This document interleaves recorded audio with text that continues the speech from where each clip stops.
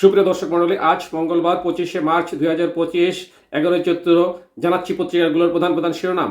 সর্বপ্রথম Ittefaq main heading করছে যথাসময় বেতন বোনাস না দেওয়ায় 12 পোশাক কারখানার মালিকদের বিদেশ যাত্রায় নিষেধাজ্ঞা। নেক্সট প্রথম আলোর মেইন হেডিং হাসপাতাল থেকে নিজের সর্বশেষ শারীরিক অবস্থা জানালেন তামিম। এরপর যুগান্তরের মেইন হেডিং ইসরায়েল বিমানবন্দর ও মার্কিন রণতরীতে ইয়েমেনি ক্ষেপণাস্ত্র হামলা, ব্যাপক ক্ষয়ক্ষতি। নেক্সট জনকণ্ঠের মেইন হেডিং যারা 100 গাড়ি নিয়ে নির্বাচনী প্রচারে বের হয় তারা কি করবে আমরা জানি, Mirza Fakhrul.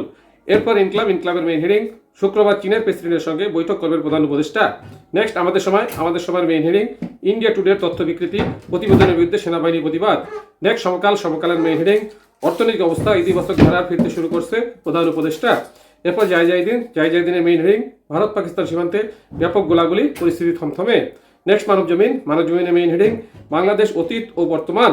Next কালেকণ্ঠের main heading জাতির উদ্দেশ্যে ভাষণ দিচ্ছেন প্রধান উপদেষ্টা। এরপর বিবিসি নিউজের মেইন হেডিং সেনাবাহিনীর কু নিয়ে ইন্ডিয়া টুডের খবর মিথ্যা ও বানোয়াট ISPR।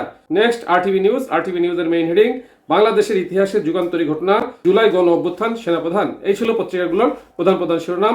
চলে যাচ্ছে যে কোনো একটি সংবাদের বিশ্লেষণে। দর্শক মণ্ডলী, আমাদের দেশে যে জুলাই গণ অভ্যুত্থান হয়েছিল সেটা অত্যন্ত যুগান্তকারী। সীমা পাট্টা নিয়ে সেনাবাহিনী প্রধান একটা বক্তব্য রেখেছেন। আবার এই বক্তব্যটা নিয়েও আরটিভি নিউজ একটা প্রতিবেদন করছে। চলো, বাংলাদেশের ইতিহাসে যুগান্তরী ঘটনা গণ অভ্যুত্থান সেনাপ্রধান। জুলাই গণ অভ্যুত্থান বাংলাদেশের ইতিহাসে যুগান্তকারী ঘটনা বলে মন্তব্য করেছেন সেনাবাহিনীর প্রধান জেনারেল ওয়াকারুজ্জামান। মঙ্গলবার 25শে মার্চ ঢাকা সেনানিবাসের আর্মি মাল্টিপারপাস কমপ্লেক্সে জুলাই যোদ্ধাদের সম্বর্ধনা প্রদান অনুষ্ঠানে তিনি এ মন্তব্য করেন। জুলাই গণ অভ্যুত্থানে অংশগ্রহণকারী যোদ্ধাদের জাতির গর্ব হিসাবে উল্লেখ করে সেনাপ্রধান বলেন, এই আন্দোলনে তরুণ সমাজ শুধু অংশগ্রহণ করেনি, বরং কিভাবে সত্য ও সঠিক পথে ন্যায়সঙ্গত দাবি আদায় করা যায় সেই অনুপ্রেরণা জুগিয়েছেন। তিনি বলেন, বাংলাদেশ সেনাবাহিনী জুলাই যোদ্ধাদের স্বপ্ন পূরণে সবসময় পাশে আছে, থাকবে। সমরে আমরা, শান্তিতে আমরা, সর্বত্র আমরা, দেশের তরে এই মূলমন্ত্র বুকে ধারণ করে অতীতের ন্যায় ভবিষ্যতে ও দেশ মাতৃকার কল্যাণে বাংলাদেশ সেনাবাহিনী সবসময় পাশে থাকবে।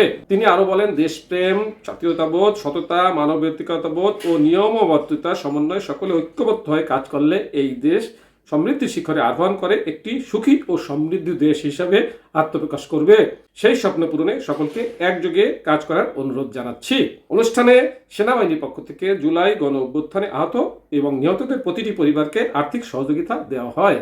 এই ছিল মাননীয় সেনাবাহিনী প্রধানের বক্তব্য এবং পত্রিকাগুলোর প্রধান শিরোনাম।